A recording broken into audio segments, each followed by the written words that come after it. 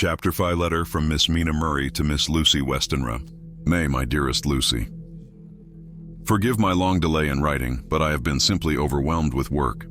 The life of an assistant schoolmistress is sometimes trying. I am longing to be with you, and by the sea, where we can talk together freely and build our castles in the air. I have been working very hard lately, because I want to keep up with Jonathan's studies, and I have been practicing shorthand very assiduously. When we are married, I shall be able to be useful to Jonathan. And if I can stenograph well enough, I can take down what he wants to say in this way and write it out for him on the typewriter, at which also I am practicing very hard.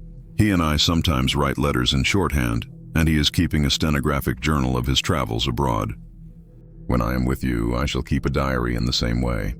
I don't mean one of those 2 pages to the week with Sunday squeezed in a corner diaries, but a sort of journal which I can write in whenever I feel inclined.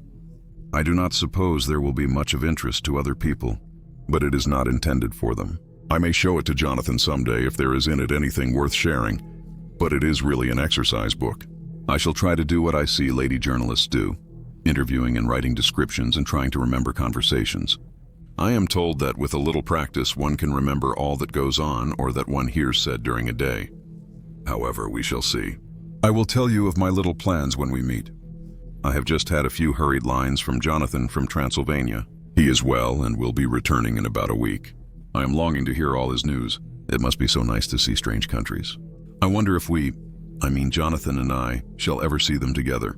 There is the 10 o'clock bell ringing. Goodbye. Your loving Mina. Tell me all the news when you write. You have not told me anything for a long time. I hear rumors, and especially of a tall, handsome, curly-haired man. Letter Lucy Westenra to Mina Murray, 17 Chatham Street, Wednesday. My dearest Mina, I must say you tax me very unfairly with being a bad correspondent. I wrote to you twice since we parted, and your last letter was only your second. Besides, I have nothing to tell you. There is really nothing to interest you. Town is very pleasant just now, and we go a good deal to picture galleries and for walks and rides in the park. As to the tall, curly-haired man, I suppose it was the one who was with me at the last pop. Someone has evidently been telling tales. That was Mr. Holmwood. He often comes to see us, and he and Mama get on very well together.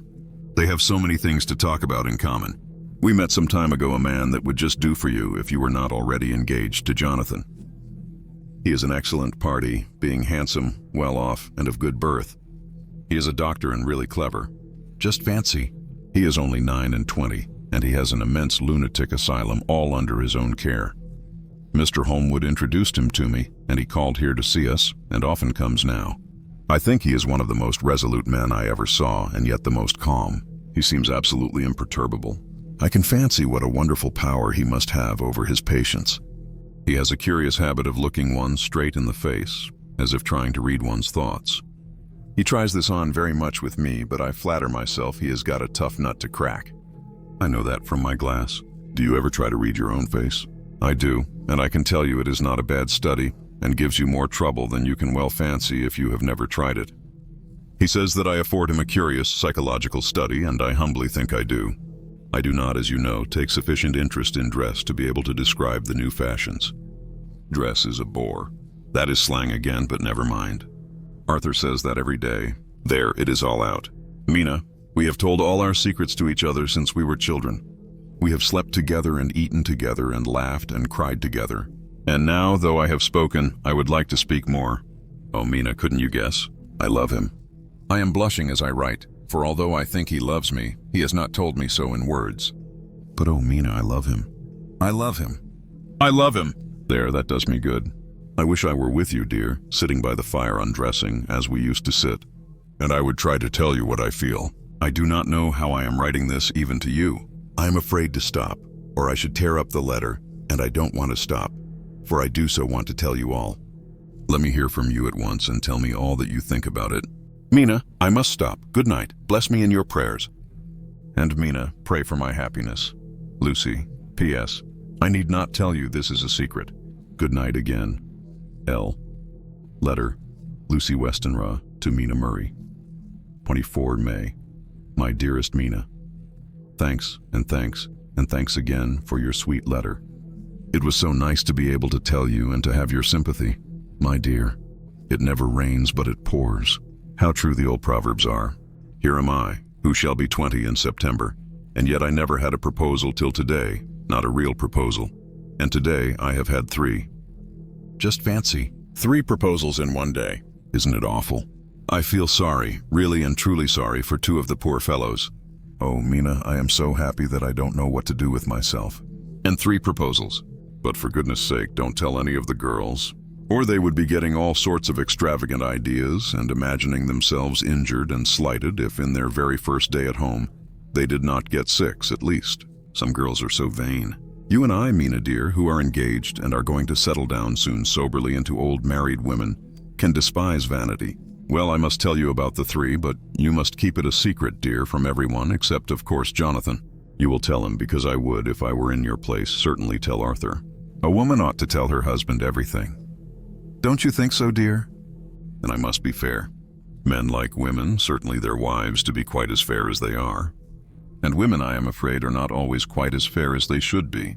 Well, my dear, number 1 came just before lunch. I told you of him, Dr. John Seward, the lunatic asylum man, with the strong jaw and the good forehead. He was very cool outwardly, but was nervous all the same. He had evidently been schooling himself as to all sorts of little things, and remembered them.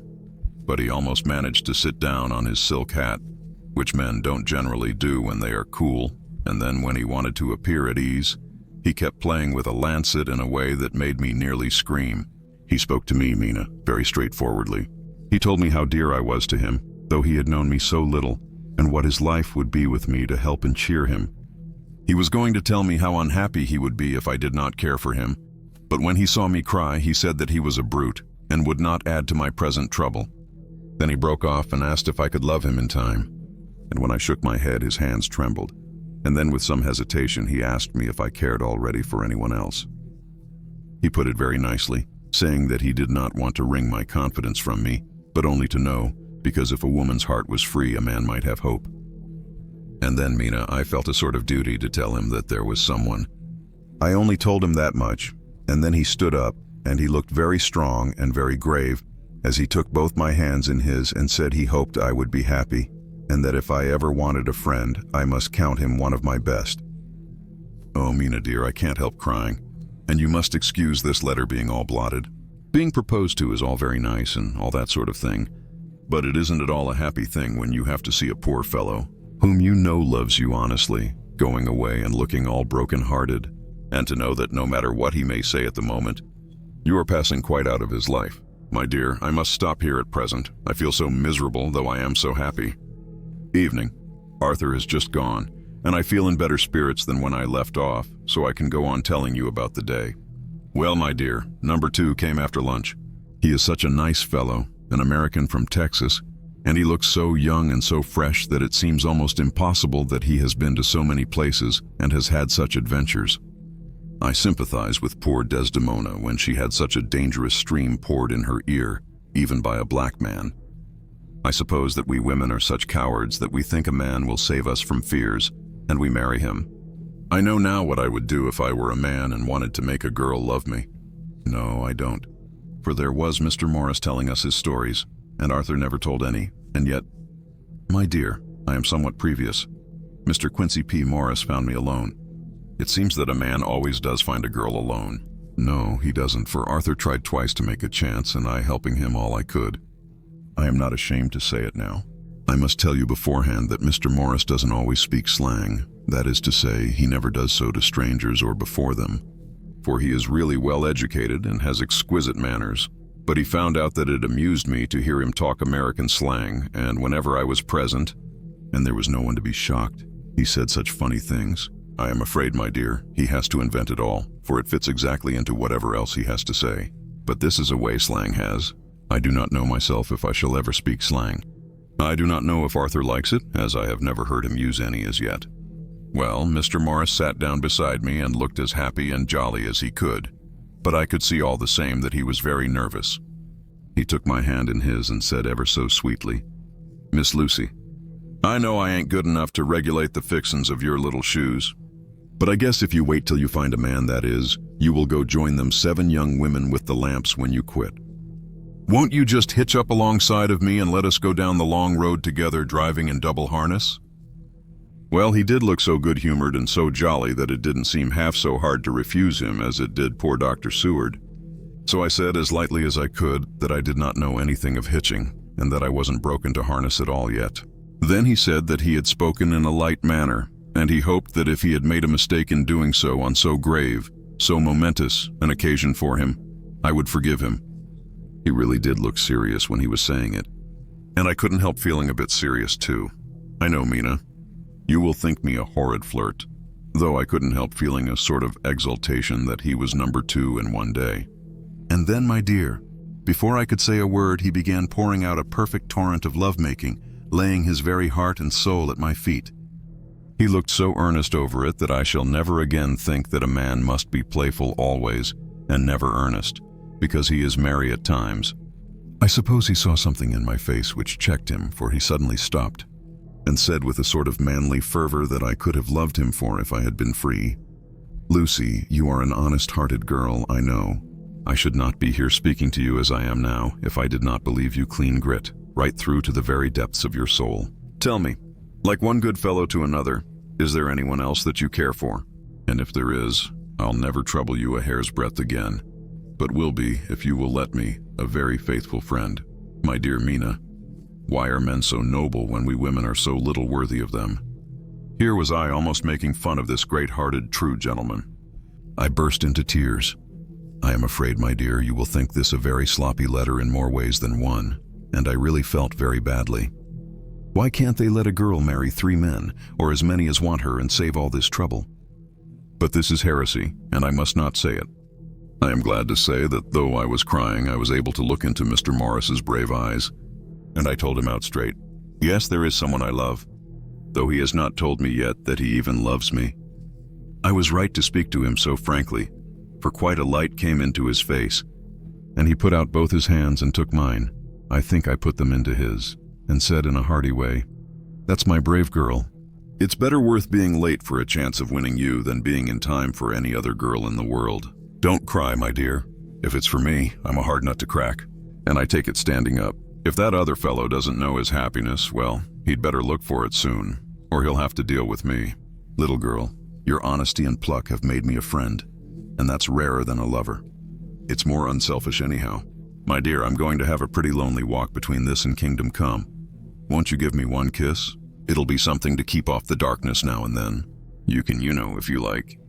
For that other good fellow, he must be a good fellow, my dear, and a fine fellow, or you could not love him. Hasn't spoken yet." That quite won me, Mina, for it was brave and sweet of him. And noble, too, to a rival, wasn't it?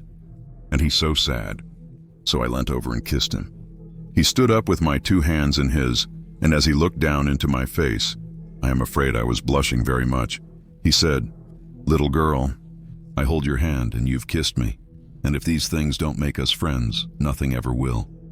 Thank you for your sweet honesty to me, and goodbye." He wrung my hand, and taking up his hat, went straight out of the room without looking back, without a tear or a quiver or a pause. And I am crying like a baby. Oh, why must a man like that be made unhappy when there are lots of girls about who would worship the very ground he trod on? I know I would if I were free, only I don't want to be free. My dear, this quite upset me, and I feel I cannot write of happiness just at once after telling you of it. And I don't wish to tell of the number 3 until it can be all happy. Ever your loving Lucy. P.S. Oh, about number 3. I needn't tell you of number 3, need I? Besides, it was also confused.